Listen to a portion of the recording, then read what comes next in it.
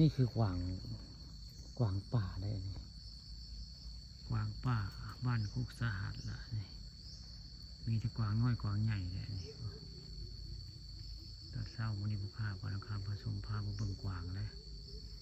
มีทั้งน้อยทั้งใหญ่เนี่ยผมหลายทั้งกวางก็ได้มีกวางเขาโค้ง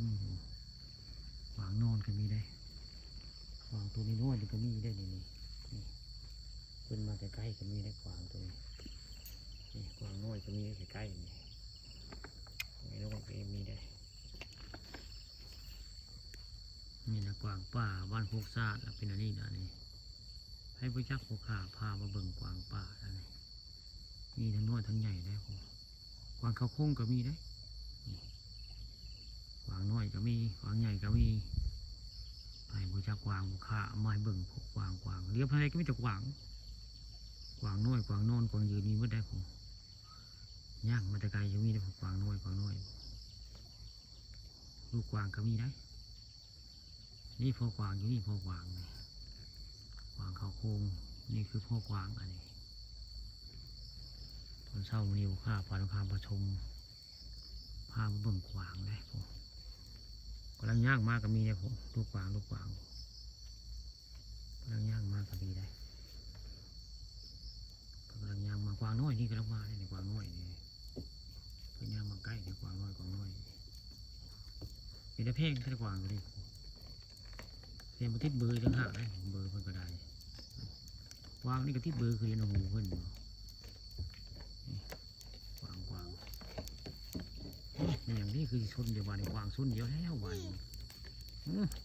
เอากวางล่องขางล่องเข่าเลยแล้ววันกวางชนกวางแล้วเอ้าอย่าแล้ววันนี้ดูว่าคนเสียจริงบอกจริงตัวนี่จริงในชนกวางชนเดียวเลยนี่ย่างมาใกล้เลยนี่ลูกย่างมาหาผู้ข้านะกวางตัวนี้ยังมาใกล้เพิ่นบ้านนี้คุณกวางตัวนี้เพิ่นเห็นมาใกล้เลยอันนี้พ่อกวางแล้วตัวนี้นี่พ่อกวางได้นี่กวางบ้านคุกสะอาดเลยให้ผู้จักกับผู้ข้าเอามาให้เบิ่งเรื่องกวางก่อนกวางน้อยแต่นี่กวางน้อยมาใกล้เลยดีกวางใหญ่เพิ่นมาใกล้บ้านนี่โอ้ยมาใกล้กับกวางให้มาใกล้ได้บ้านนี่แหงมาที่จอได้บ้านนี่กวางนี่แหงมาที่จอคักได้บ่เพื่อนให้มาใกล้ผู้ข้าได้กวางนี่นะพายเห็นกวางตัวเป็นผู้ข้าปลาคามผสมเอามาให้เบิ่งเรื่องจริงผ่านจอนี่ละกวางตัวเป็นละนี่ผมไม่ได้กวางปั้นผมไม่ได้กวางอิลีเนี่ยนี่คนชนเดียววางกินได้กวางตัวนี้คนชนเดียวหากระยาลองเข่าเดียวคนสู้กวางใหญ่เนี่ยบ่ได้คนละโถยง่ายคนสู้ไว้ได้คนแต่มันใหญ่กว่าคนละโถยมาโถยมาบุค่าได้เป็นเพิ่นบ้านนี้แหงมาใกล้เฮาเลยมาใกล้เฮาเนี่ยห่อกวางตัวไหนใหญ่ก็มู่เพิ่นนะ